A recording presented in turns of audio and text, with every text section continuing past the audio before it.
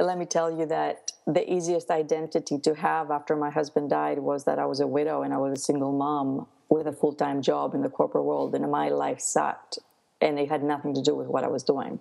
It was not my fault. And it wasn't, right? Mm-hmm. I mean, that's an easy thing to believe. Oh, That yeah. my life was terrible. My life was so bad, I cannot even tell you how bad it was. I threw the car in the pond, the frozen pond. I lived in Boston, and with the kids, I mean, it was just, I was rushing. I was trying to get home to be, I mean, my life was so bad.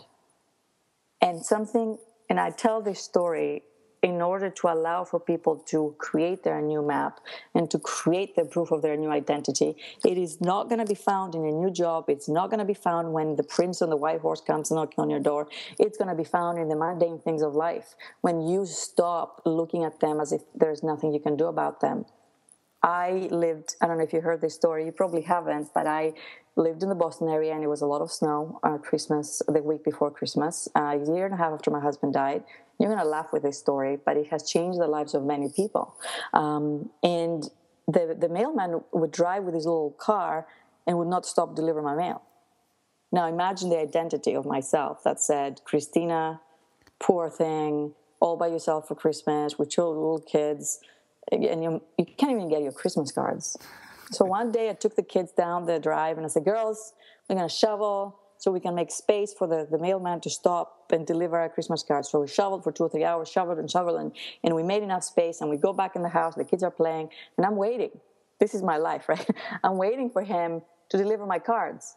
He drives, stops, looks at the space, and continues to drive. Let me tell you what happens next.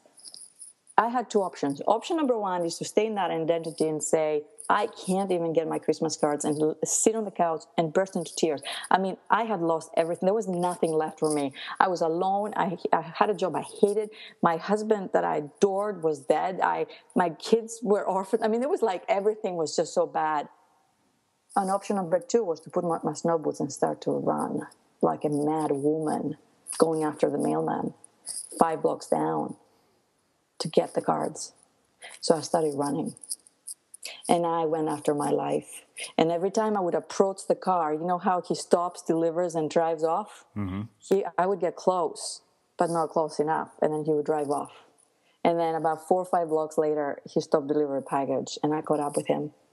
And I said to him, he looks at me as if, crazy woman, I have seen you in my rear view window. Don't talk to me. Who are you, right? I was crying. I mean, it was just mascara all over the place. It was terrible. And I said, give me my cards. Why didn't you stop? He said, there was not enough space for me to stop. I said, I shoveled for hours. And he goes, you should have asked your husband to do it. And I said, you gotta be kidding me. Who says that? You know? I said, my husband would do it, but he's dead. Now give me my cards. The man's face just literally was drained white. He gave me my cards, and I claimed my life back in that moment. My brain had a new connection. Go after for what is yours, no matter the circumstances of your life. This is not the identity you need to have in your life. Your life is here, and it's yours. All you have to do is put some snow boots on and go after it.